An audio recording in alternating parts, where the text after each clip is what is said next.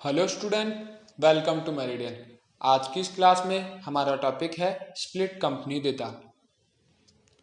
Split company data, यदि हम हमारी कंपनी के डेटा को एक से अधिक भागों में विभाजित करना चाहें या फिर किसी पर्टिकुलर डेट के आधार पर पीएनएल का पता लगाना चाहें, तब हम इस ऑप्शन का यूज कर सकते हैं। कंपनी को स्प्लिट करने के लिए पाथ है गेटवे ऑफ टैली। यहाँ पर हमें ऑल्ट के साथ में वाई प्रेस करना होगा और स्प्लिट कंपनी डेटा ऑप्शन में जाना होगा। उसके बाद हमारे सामने इस प्रकार की स्क्रीन आएगी,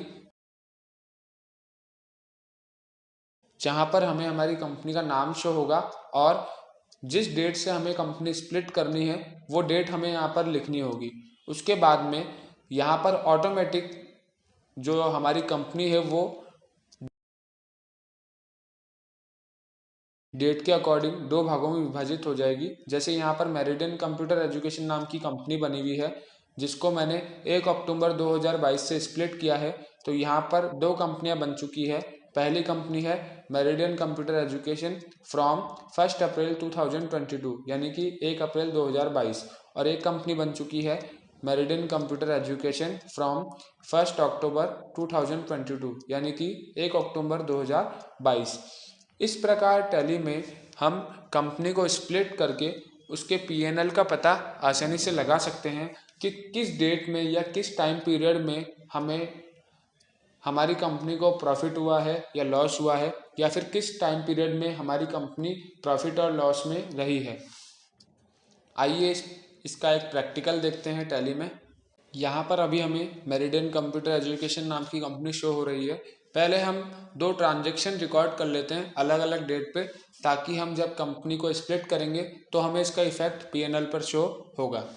तो ट्रांजैक्शन रिकॉर्ड करते हैं, वाउचर में जाएंगे। यहाँ पर मान लीजिए मैं 1 अप्रैल को F2 से डेट चेंज कर रहा हूँ और 1 अप्रैल को ट्रांजैक्शन रिकॉर्ड कर रहा हूँ। सैलरी पेड, ऑल्ट सी से मैंने लेजर बना ली सैलरी की, और अंडर में आ गया इनडायरेक्ट एक्सपेंसेस, कंट्रोल ऐसे सेव। मान लीजिए 25,000 रुपये मैं सैलरी पे कर रहा हूँ, CR में आ गया कैश, कंट्रोल ऐसे सेव। ये मैंने एंट्री की 1 अप्रैल को, और ऐसे ही मान लीजिए एक एंट्री में कर रहा हूँ 1 नवंबर को। F2 से मैंने डेट चेंज की 1/11/2022 को। यहाँ पर मैं एंट्री कर रहा हूँ, ऑल्ट सी से पहले लेजर बनाता हूँ, कुरियर चार्जेस,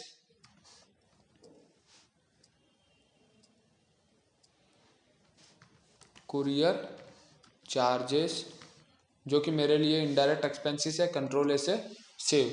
मान लीजिए मेरे कुरियर चार्जेस हुए 750 रुपये और मैंने कैश फॉर्म में पेमेंट किया था, कंट्रोल ऐसे सेव हो गया।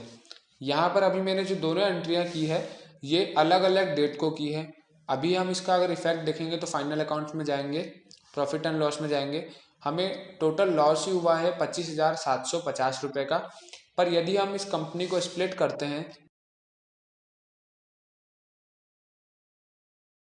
यानी कि 1 अक्टूबर को यदि हम इस कंपनी के डेटा को दो भागों में तोड़ते हैं, तो वो कैसे तोड़ेंगे? डेटा ऑप्शन में जाएंगे, स्प्लिट ऑप्शन में जाएंगे और स्प्लिट डेटा में जाकर यहाँ पर वो डेट देनी होगी जिस डेट से हमें कंपनी को स्प्लिट करना हो, डेटा को स्प्लिट करना हो। मान लीजिए मैंने यहाँ पर लिखा 1/10/2022 यानी कि 1 अक्टूबर 2022। यहाँ पर हमें दो कंपनियां दिखाई दे रही है, एक तो फ्रॉम 1 अप्रैल और एक फ्रॉम 1 अक्टूबर। इसे हम कंट्रोल से सेव करते हैं। यहाँ पर पूछ रहा है continue to split company data, यहाँ पर इस ऑप्शन को हम यस कर रहे हैं, और यहाँ पर अभी हमारी कंपनी स्प्लिट हो रही है। अब हमें यहाँ पर 3 कंपनियां शो हो रही है। एक तो हमारी मेन कंपनी थी जो कि पूरी कंपनी है, और दूसरी फ्रॉम 1 अप्रैल, उसके बाद में फ्रॉम 1 अक्टूबर। मान लीजिए मैं फ्रॉम 1 अप्रैल की प्रॉफिट एंड लॉस में जाता हूँ, तो यहाँ पर मुझे ओनली फॉर 25,000 ही शो हो रहा है, क्योंकि मैंने केवल सैलरी पेड की थी उस टाइम तक। और ऐसे ही फ्रॉम 1 अक्टूबर में जाता हूँ, यहाँ पर प्रॉफिट एंड लॉस में मुझे केवल 750 रुपये ही शो हो रहा है, क्योंकि यहाँ पर मैंने केवल कुरियर चार्जेस ही पे किए थे। पर अगर मैं ओवरऑल कंपनी में जाता हूँ, जो कि मेन कंपनी थी, उसमें मुझे यहाँ पर 25,750 रुपये शो हो रहे हैं। इस प्रकार से हम हमारी कंपनी के डेटा को स्प्लिट कर सकते हैं। Thank you.